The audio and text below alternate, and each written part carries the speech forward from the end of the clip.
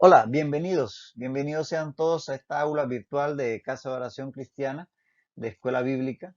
Vamos a continuar en el estudio de Mateo capítulo 15, así que abre tu Biblia ahí y dispuestos todos a considerar lo que la palabra de Dios tiene para nosotros en esta ocasión. Bendito Padre Celestial, te alabamos y te bendecimos, Señor. Te damos gracias por tu palabra, por la oportunidad de comprenderla, Señor, y de poder entenderla. Gracias por tu Espíritu Santo que nos guías en esta labor. Y Dios, sobre todo, ayúdanos a poder vivirla en cada día. Gracias te damos en nombre de Cristo Jesús. Amén. Así es, empezamos. Estábamos en Mateo 15, 10 al 11. Si no te lo dije anteriormente, el texto paralelo de Mateo 15, 10 al 11 está en Marcos 7, 14 al 16. Marcos 7, 14 al 16 es el texto paralelo. Y vamos a leer nuevamente para continuar ahí donde estábamos la vez pasada. Dice así, y llamando así a la multitud les dijo, oíd y entended. No lo que entra en la boca contamina al hombre, mas lo que sale de la boca, esto contamina al hombre. Esto,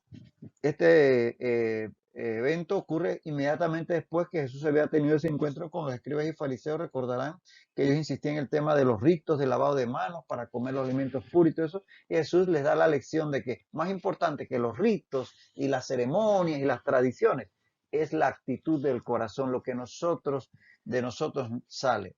Que eso es lo que realmente importa. Y ahora aprovecha para, una vez terminado la interacción con los escribas y fariseos, se dirige a la multitud que estaba alrededor para que lo tuvieran más claro. Ese es el texto que consideramos o terminábamos considerando la vez pasada, pero aprovechando este punto, el tema de comer alimentos de una forma correcta, incorrecta según la ley, vamos a ver un par de cositas que es importante quizá en un momento dado aclarar con este tema de los alimentos y la palabra de Dios. Los alimentos y la ley y los alimentos. Este es un temita que quizás sería un poquito bueno que dejáramos claro.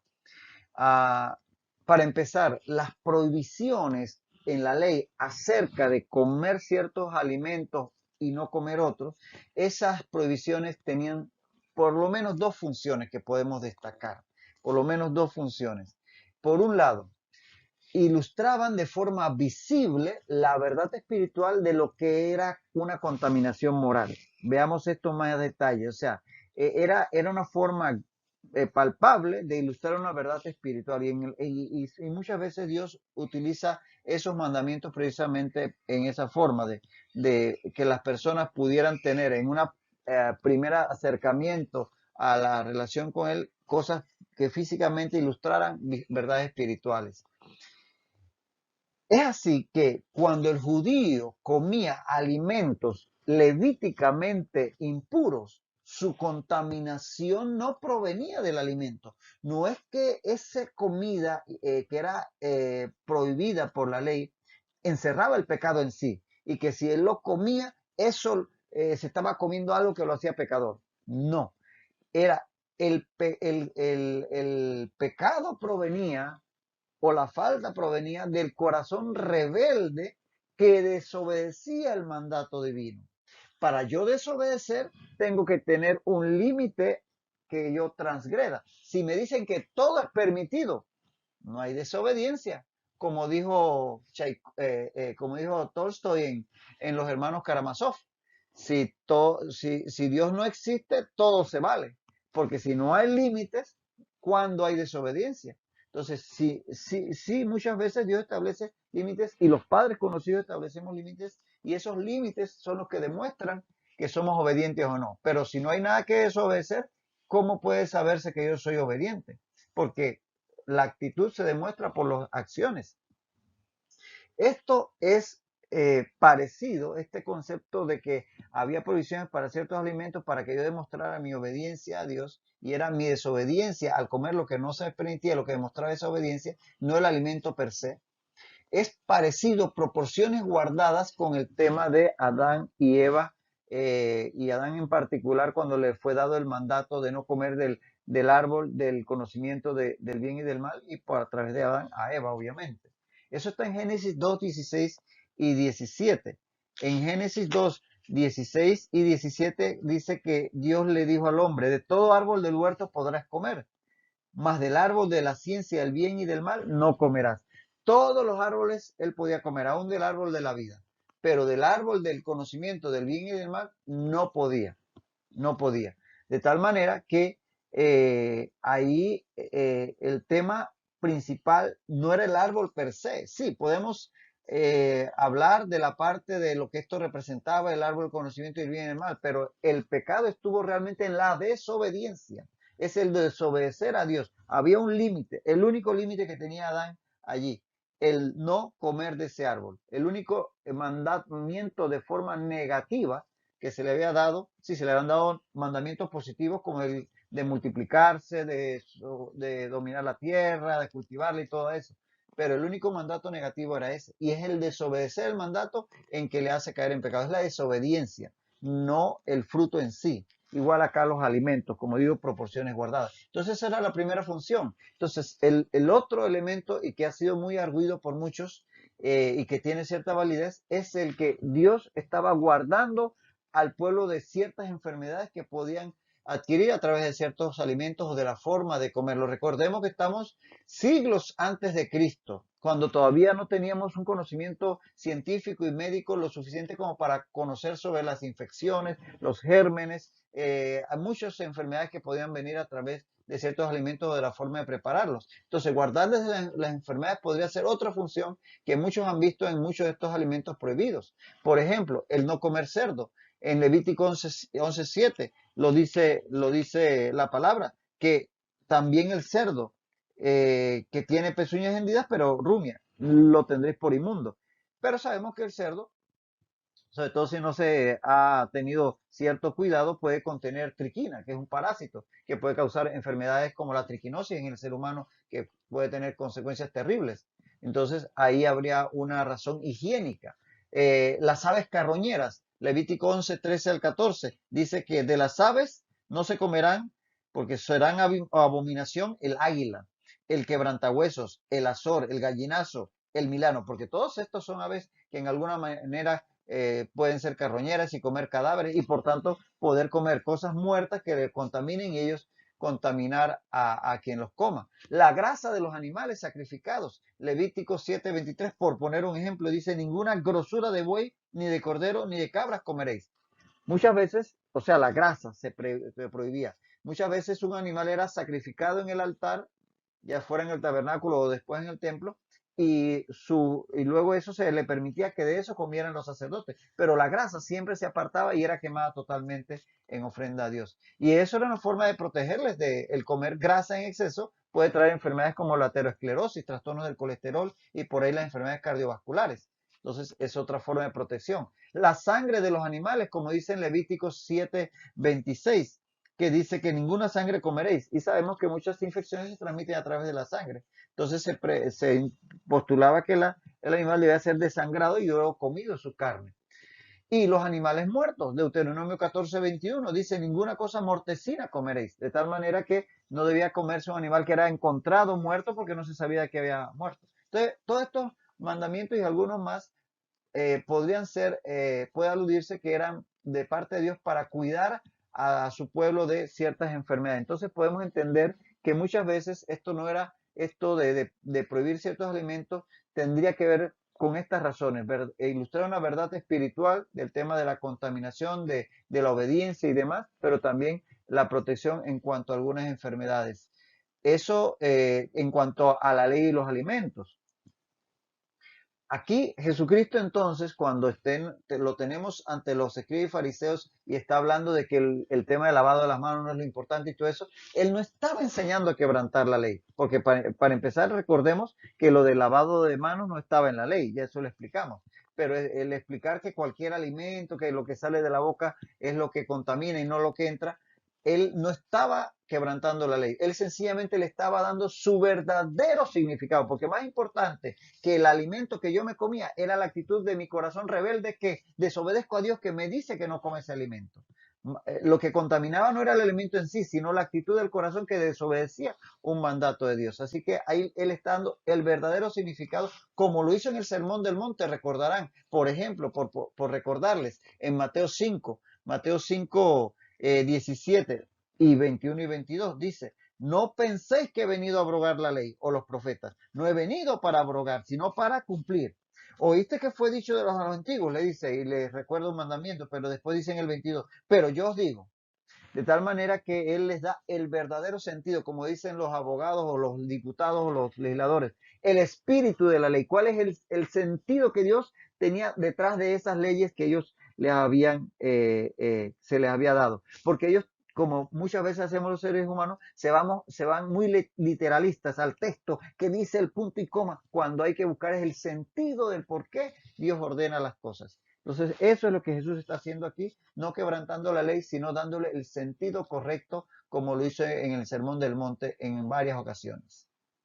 Ahora bien, ¿qué de nosotros los creyentes y los alimentos? Hay alimentos prohibidos, hay alimentos puros, hay alimentos impuros para nosotros. Tenemos que retrotraernos a la ley. Ya vemos que Jesucristo dice que nada es puro. La actitud del corazón es lo que nos puede hacer impuros. En el Nuevo Testamento se expone más claramente esa relación del creyente con los alimentos y aquí vamos a ver por lo menos estos seis pasajes. Por lo menos en Hechos 10, 11 al 15, lo conocen muy bien, cuando Pedro está allá en la azotea y dice que vio el cielo abierto que descendía, eso lo vio como en un sueño, algo semejante a un gran lienzo en el cual había de todos los cuadrúpedos terrestres y reptiles y aves del cielo. Y le vino una voz que le dijo, levántate, Pedro, mata y come. Y Pedro dice, Señor, no, porque ninguna cosa común inmunda he comido jamás. Mas volvió la voz a él a segunda vez y dijo, lo que Dios limpió, no lo llames tú común. Dando por entender a Pedro que definitivamente todo Dios lo ha hecho puro. Entonces, no es el alimento, sino la actitud. En Romanos 14, 14 al 17 y 21 al 23 leemos lo que dice Pablo inspirado por el Espíritu Santo. Yo sé y confío en el Señor, que nada es inmundo en sí mismo. ¿Lo ves? Nada es inmundo en sí mismo. Pero dice ahí, más para el que piensa que algo es inmundo, para él lo es. Entonces, si tu conciencia no te permite, no lo comas. Dice, pero si por causa de la comida de tu hermano es contristado, ya no andas conforme al amor. Y primero es el amor que de mi libertad para comer. En ese sentido, Pablo dice, no hagas que por la comida tuya se pierda aquel por quien Cristo murió. Porque el reino de Dios no es comida ni bebida, sino justicia, paz y gozo en el Espíritu Santo. Así que no es tema de las comidas, no, es sencillamente la actitud del corazón. Bueno, dice, es no comer carne, ni beber vino, ni nada en que tu hermano tropiece. Es decir, si mi hermano tiene cargo de conciencia con eso, yo me abstengo para cuidar su conciencia. Dice, ni tropiece o se ofenda o se debilite. Dice, por otro lado, en el 23, pero el que duda sobre lo que come es condenado porque no lo hace con fe. Es decir, que ciertamente todo podemos comer, pero cuidar también la conciencia de mi hermano que puede tener esa duda con respecto a un alimento. Bueno, por amor a él, yo tampoco como, aunque yo en mi fuero interno sé que lo puedo hacer, porque Dios dice que todo es limpio delante de él. Y en 1 Corintios 8, 8 al 9 y 13, 1 Corintios 8, dice, si bien la vianda no nos hace más aceptos ante Dios, ¿lo ves? La comida no te va a hacer más aceptos. Ah, porque yo me abstengo de esto y esto, yo no. Ni porque seas vegetariano, ni vegano, ni ninguna cosa. Si bien la vianda no nos hace más aceptos ante Dios, pues ni porque comamos seremos más, ni porque no comamos seremos menos, pero mirad que esta libertad vuestra, eso sí, la ley del amor, eso sí debe ser importante porque ahí es donde vemos la actitud del corazón. Mirad que esta libertad vuestra no venga a ser tropezadero para los débiles. Por lo cual, si la comida le es a mi hermano ocasión de caer, no comeré carne jamás para no poner tropiezo en mi hermano. El amor por delante de mi libertad. Pero el cuanto al alimento en sí, ahí no hay problema. Y 1 Corintios 10, 27 al 31 dice, si algún incrédulo os invita y queréis ir de todo lo que se ponga delante, comed, sin preguntar nada por motivos de conciencia. Estaba hablando del tema de los sacrificados a los ídolos. Esto fue sacrificado a Diana, entonces, no lo va a comer porque es sacrificado a Diana. Tú ni siquiera preguntes. O sea, come tranquilamente, no importa que haya sido sacrificado o no haya sido sacrificado, porque delante de Dios eso no tiene ninguna implicación. Pero dice así, mas si alguien os dijere, esto fue sacrificado a los ídolos, no lo comas por causa de aquel, o sea, no por tu conciencia, porque no, porque él lo dijo, para que él no piense que tú estás transgrediendo la ley, por causa de aquel que lo declaró, y por motivos de conciencia, porque por conciencia, la conciencia digo, no la tuya, sino la del otro. Es la conciencia de él la cual te estás cuidando al decir él que eso fue sacrificado a los ídolos. Si yo con agradecimiento participo, ¿por qué he de ser censurado por aquello que doy gracias por alimento? Si pues coméis o bebéis o hacéis otra cosa, hacedlo todo para la gloria de Dios. O sea que claramente que no hay condenación en los alimentos, pero sí guardando el amor por los hermanos. Y en 1 Timoteo 4, 1 al 5, esto es importante, 1 Timoteo 4, 1 al 5 dice que el Espíritu dice claramente que en los postreros tiempos algunos apostatarán de la fe, escuchando espíritus engañadores y a doctrinas de demonios, por la hipocresía de mentirosos que teniendo que autorizar la conciencia, prohibirán casarse y mandarán abstenerse de alimentos que Dios creó para que con acción de gracias participen de ellos los creyentes y los que han conocido la verdad.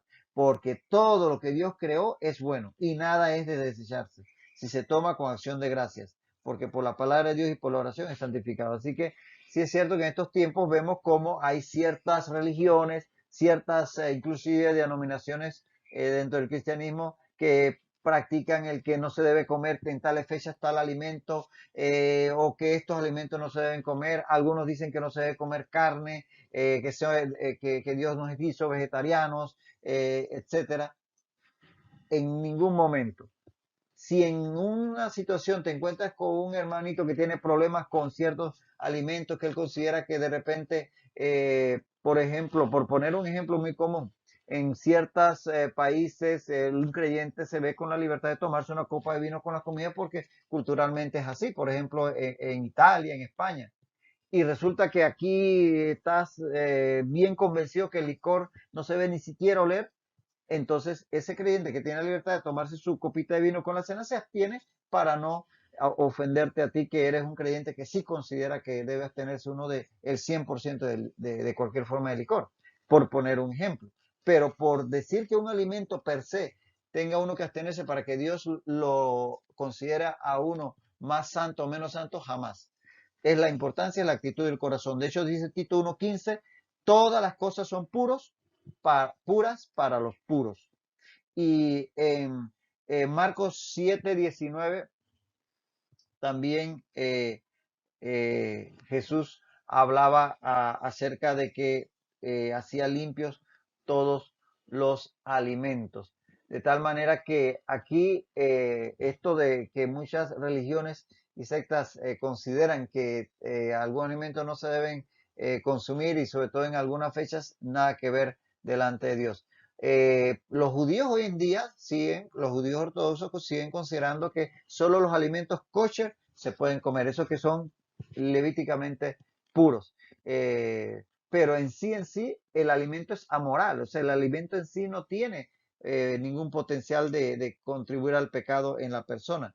En Levítico, pero en Marcos 7:19, vemos que Jesús dice así, que hay un comentario ahí que dice el escritor, esto decía, es decir, Jesús decía eso, haciendo limpios todos los alimentos.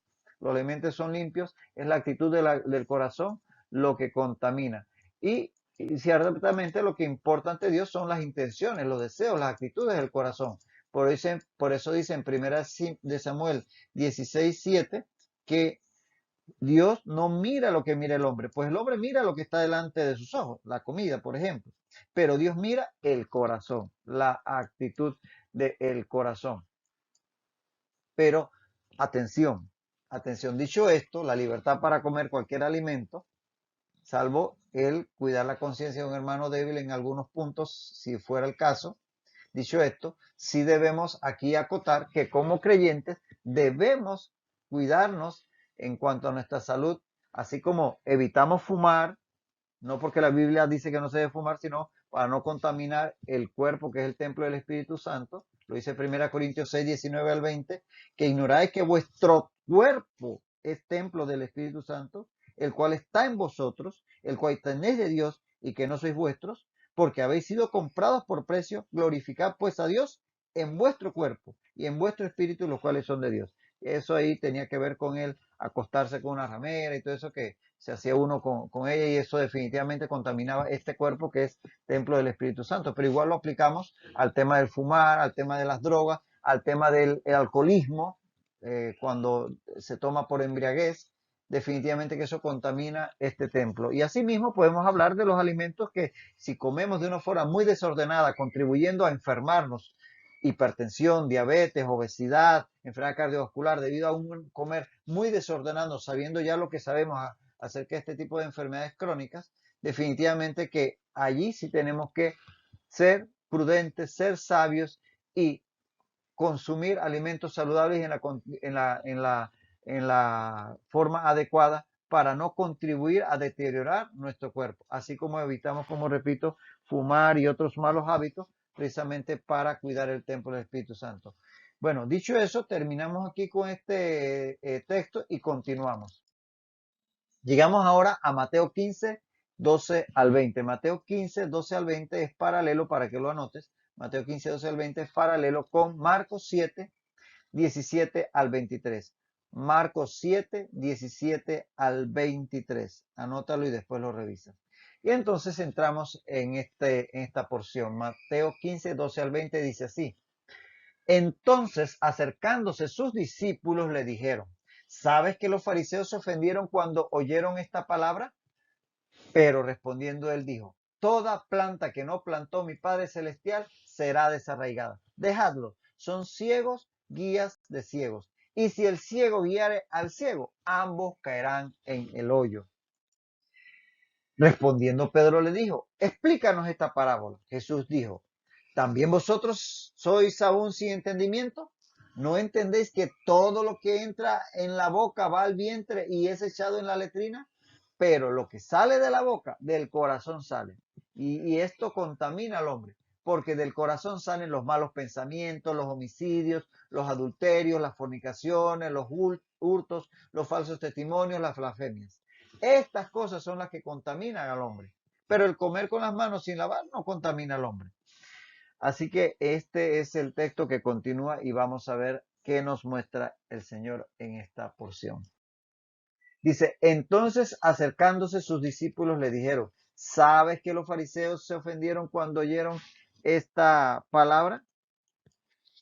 Aquí podemos deducir una secuencia de eventos que Mateo no lo plantea literalmente, pero podemos deducir que en primer lugar los escribas y fariseos, por lo que dice aquí, se ofendieron por las palabras de Jesús. Es lo que dicen los discípulos.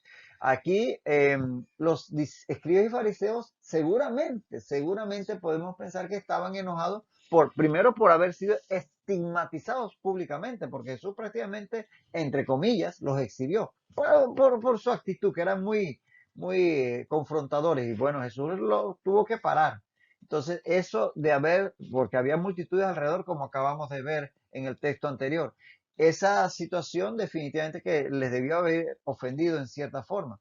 Y además, si te pones a ver, Jesús está diciendo, los ritos no es lo importante. Toda esa tradición que ya vimos un par de sesiones atrás, de dónde venía todo eso de los detalles, porque ellos comenzaron a explicar cada elemento de la ley al mínimo y dando directrices que no estaban en la ley para agregar y agregar y agregar. Todo ese tipo de andamiaje ritual. Jesús está diciendo, eso no es importante.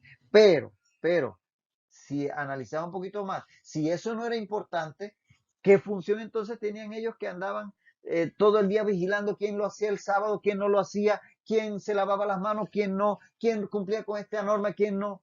Entonces iban a perder su función, es decir, iban a perder su empleo, por decirlo de otra forma. Y si iban a quedar sin sustento, ¿para qué servían ellos? De tal manera que si lo que Jesús decía era cierto, que sí lo era, prácticamente se iban a quedar sin empleo, se venía abajo todo el andamiaje que sostenía todos sus ritos y a lo cual ellos se dedicaban.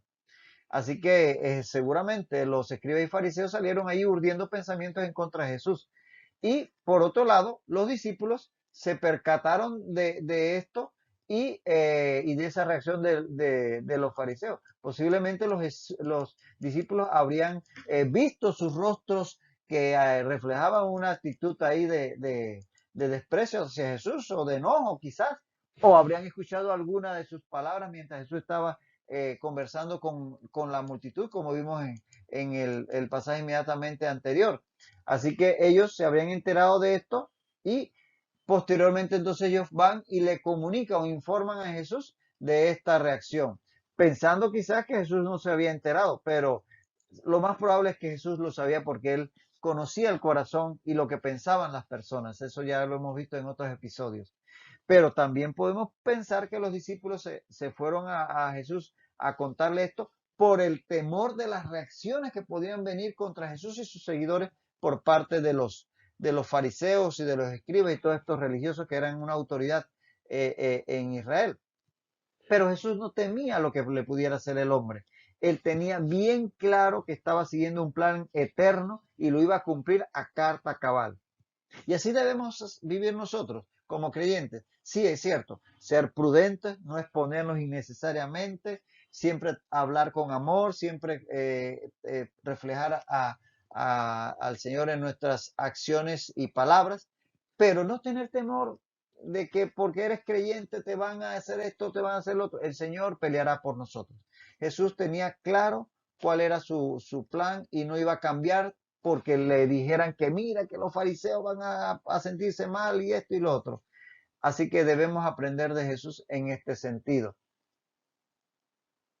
Así que ahí toda esa actitud de Jesús para con los fariseos se lo deja claro a los discípulos cuando después de haber estado interactuando con ellos, ahora viene y conversa con los discípulos al respecto. Y entonces él le dijo, toda planta, pero respondiendo él les dijo, toda planta que no plantó mi Padre Celestial será desarraigada. Y aquí él compara a estos fariseos con una planta, o sea, más bien con un plantío, que es quizá el sentido más correcto de la palabra ahí, un plantío, un sembradío, una plantación.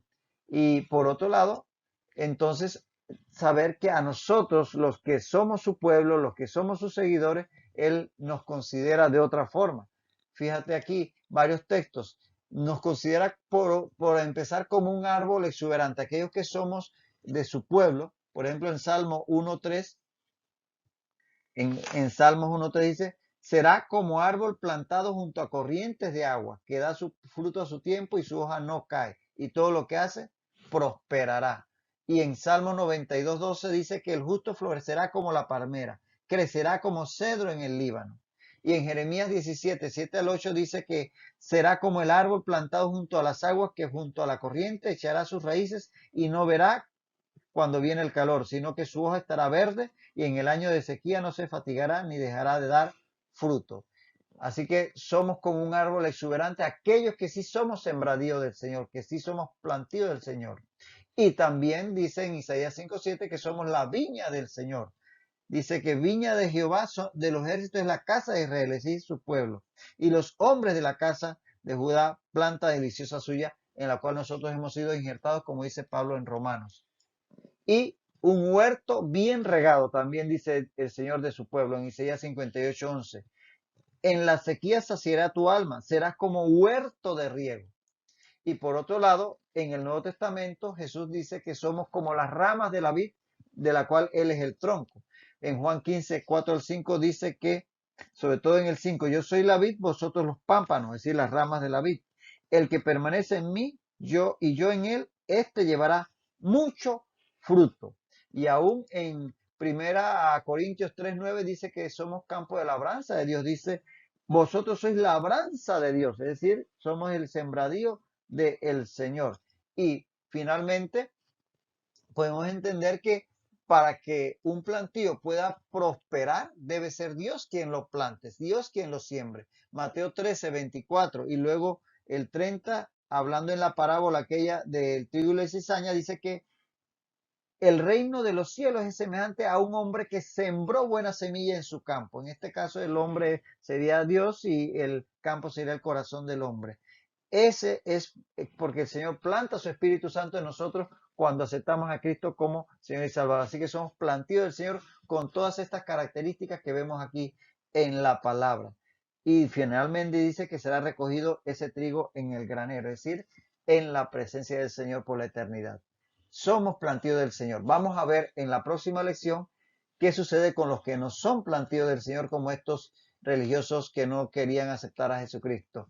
Eso lo veremos en la próxima lección y hasta entonces que el Señor siga bendiciendo tu vida rica y abundantemente.